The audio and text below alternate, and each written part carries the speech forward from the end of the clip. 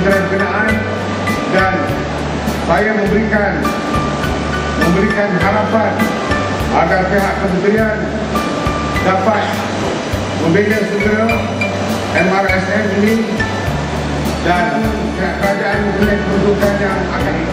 Tetapi saya yakin ada pihak-pihak yang telah memberikan cadangan agar MRSM ini ditubuhkan dengan PPP atau Public Private Partnership yang ada dibuat oleh pihak swasta dan dibuat secara BLNT, Build, Lease, Manage and Transfer.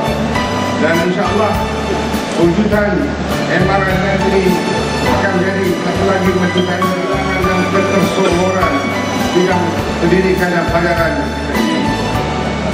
Saya juga telah mengadakan perbincangan dengan Naib Kansler Industri Teknologi Malaysia, di mana bersebelahan dengan MRSM, jalan ke Sungai Pegang, tanah kepunyaan Sandabi telah untuk perwujudan kampus cawangan Pagan Datuk untuk UITM. Dan insyaAllah UITM cawangan Pagan Datuk ini akan mempunyai seramai 5 mahasiswa. Semoga deretan deretan sepanjang jalan ini akan menjadi institusi pendidikan, dan insyaAllah kita akan dapat memperkasakan bidang ini bukan kita dekat Pagan Datuk, tetapi untuk anak-anak di luar Pagan Datuk agar mereka kami akan menjadi sebuah pusat pertumbuhan ekonomi dan pendidikan yang baru. Tuan-tuan dan puan-puan, saya telah minta besar agar KPC menubuhkan sebuah politeknik di kawasan kita, tetapi ianya masih belum dapat menemukan. Saya harap dalam rancangan Malaysia 10 ini akan dimasukkan.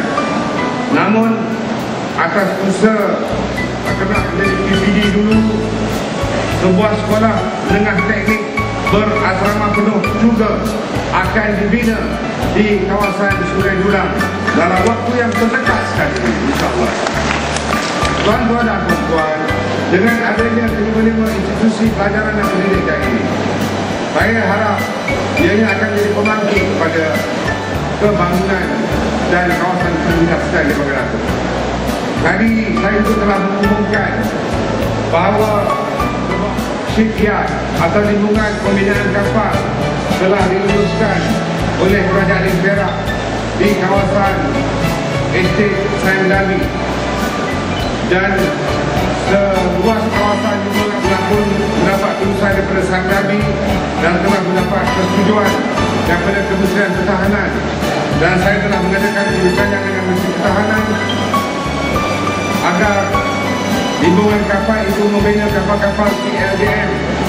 Dan tadi saya telah menyatakan bahawa NGP Tech Sdn Bhd telah dilantik oleh Kementerian Kewangan Malaysia untuk membina lingkungan kapal di kawasan Pagan Datuk, dan seramai 5,000 pekerja akan memenuhi kawasan industri yang baru ini, insyaAllah.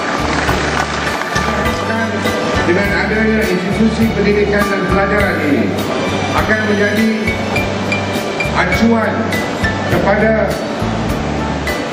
pembekalan kepada tenaga kerja, dan dengan adanya pembangunan dalam bidang kawasan, dalam bidang perindustrian perkapalan di kawasan ini, mungkin banyak kemajuan yang akan dibawa, dan kita harap sokongan untuk mendidik anak-anak kita